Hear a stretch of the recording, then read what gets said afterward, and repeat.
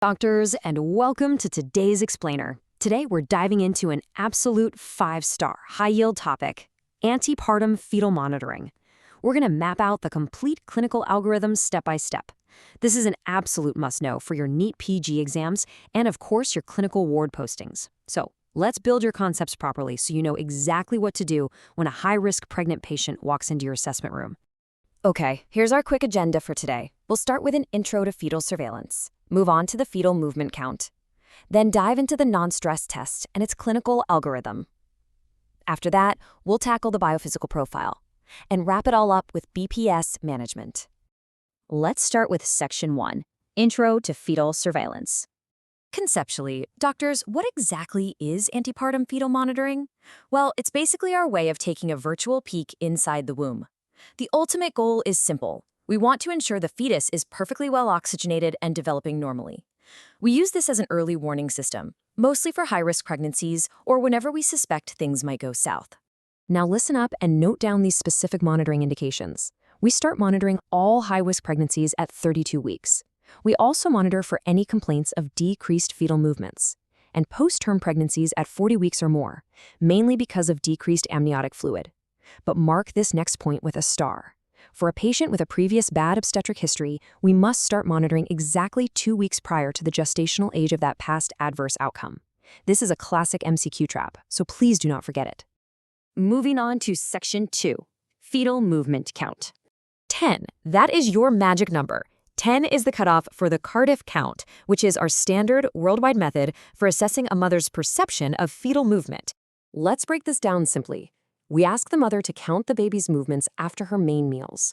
If she's resting, specifically lying in the left lateral position, which beautifully improves uterine blood flow, we expect 10 movements over a span of 2 hours. But if she's just going about her normal daily activities, we expect 10 movements over 12 hours. If she records fewer than 10, she has decreased fetal movement. Concept clear? Why is this such a big deal? Because decreased movement is an absolute red flag. It points straight towards placental dysfunction or fetal hypoxia. The baby is essentially conserving its energy because it just isn't getting enough oxygen.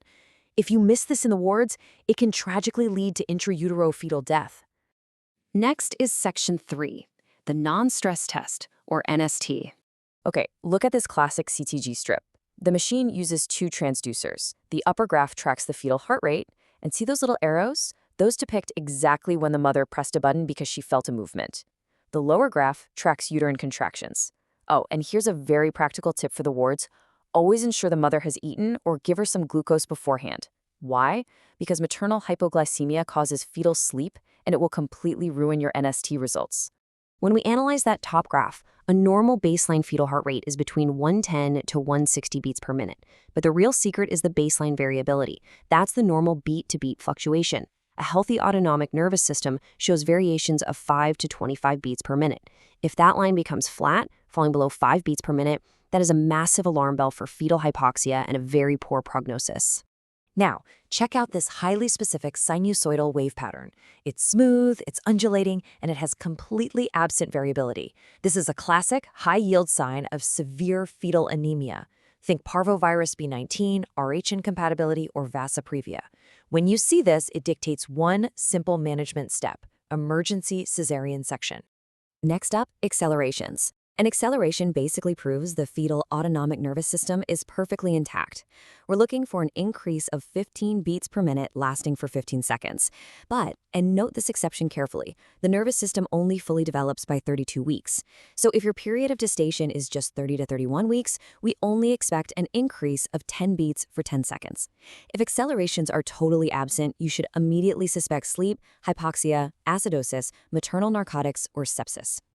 Section 4, NST Interpretation and Algorithm. This right here is your diagnostic fork in the road. Do you see 2 or more accelerations in 20 minutes?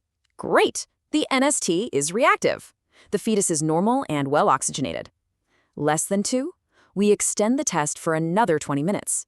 If it's still less than 2 over a total of 40 minutes, the NST is non-reactive. This means you have a compromised fetus, so you need to suspect hypoxia or, maybe just a really deep fetal sleep. So what is the actual clinical value here? Well, a reactive NST is 99.5% accurate. It gives you complete peace of mind for the upcoming week. But a non-reactive NST has a really high false positive rate. It predicts true hypoxia in only 50% of cases. It's essentially a coin toss, which is exactly why a non-reactive NST must always be confirmed by our next diagnostic test. That brings us to Section 5, the Biophysical Profile, or BPS. Here is the classic Manning score table. We do this via a 30-minute ultrasound scan, combined with that NST we just talked about. We assess 5 parameters: fetal tone, breathing, gross body movements, amniotic fluid volume, and the NST result. Keep it simple for the exams. Each parameter is scored either a strict 0 if it's abnormal, or a 2 if it's normal. There are no 1s allowed here, so the maximum perfect score is 10. Are we totally clear on this next high-yield fact? The BPS score correlates directly to fetal pH. A drop in the score means fetal acidemia. But what is the exact sequence of loss during hypoxia? Listen carefully. The NST is the very first parameter to become abnormal.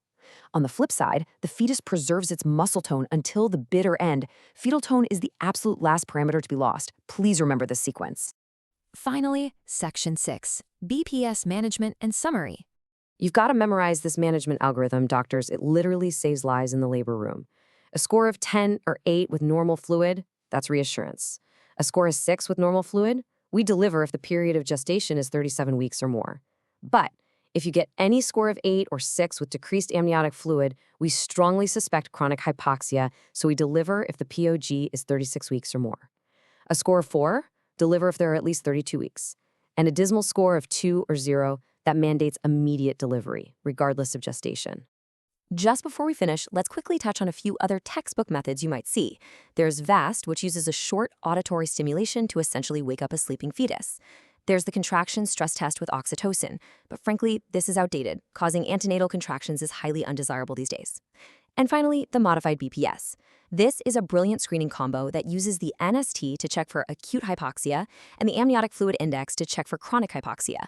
So think about that massive clinical impact. By truly understanding this algorithm, you're directly preventing unnecessary C-sections while still catching the babies who truly need urgent help. I hope these concepts are now crystal clear for you. Thanks for joining me today, and I'll see you in the next explainer. Keep studying hard.